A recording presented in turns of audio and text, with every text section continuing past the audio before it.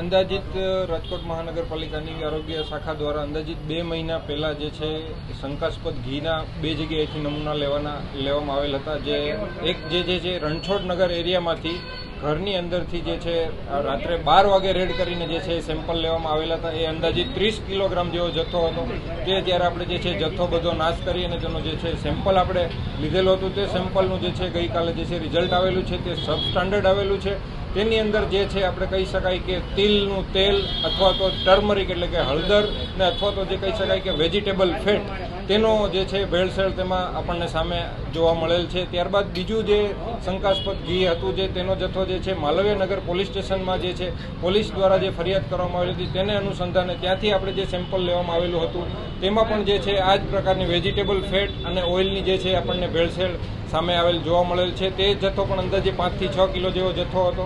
તો ત્યારે એ જથ્થાનો પણ નાશ કરેલો હતો. એ બંને જે છે બંને નમૂનાનું જે છે સેમ્પલ જે છે સબસ્ટાન્ડર્ડ જાહેર થયેલ છે. તો તે ત્યારબાદ હવે જે છે તેમને જે છે એજ્યુકેશનની કાર્યવાહી આગળ કરવામાં આવશે. સર, આવા ડુપ્લિકેટ ઘી ખાવાથી કેવા પ્રકારના રોગ?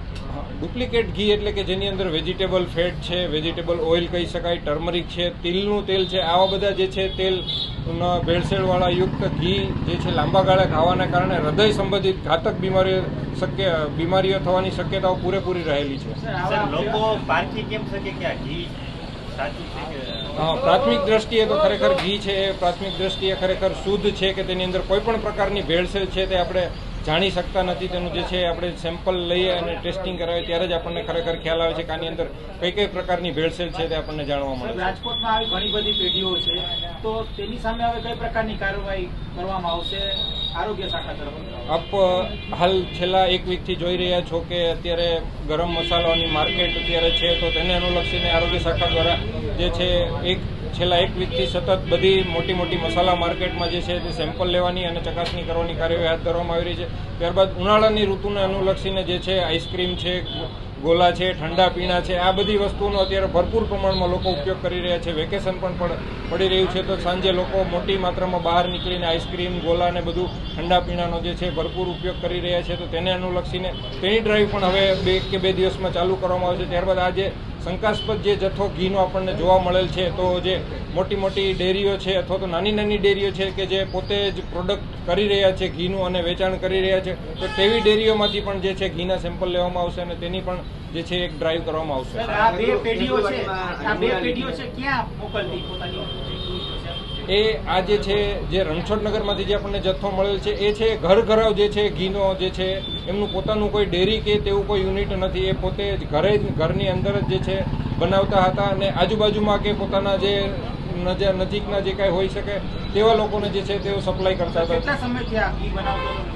એવો અંદાજિત લાસ્ટ 2 કે 3 મહિનાથી ત્યાં જ તેમણે તેના ઘરની અંદર જે છે આ યુનિટ ચાલુ કરેલ હતું અને પોતે જે છે 20-30 કિલો જેવા જથ્થાનું જે છે ઉત્પાદન કરી રહ્યા હતા. બંને પેઢીઓ પર શું આ જે બંને પેઢી છે તેની અંદર જે છે મેં જેમ કહ્યું એમ એજ્યુકેશનનો જે છે કેસ કરવામાં આવશે. જે કેસ પ્રમાણે જજ સાહેબ દ્વારા તેમને જે દંડ કરવામાં આવશે કે જે કાંઈ શિક્ષાત્મક પગલાં કે તેમને જે કરવામાં આવશે તે પ્રમાણેની આગળની કાર્યવાહી થશે. આજ આપ જોઈ શકો છો કે કોઈ પણ નમૂના આપણે લઈએ છીએ, કોઈ પણ લેબોરેટરીમાં મોકલીએ છીએ તો અંદાજિત 2 થી 3 મહિનાનો સમય લાગી રહ્યો છે.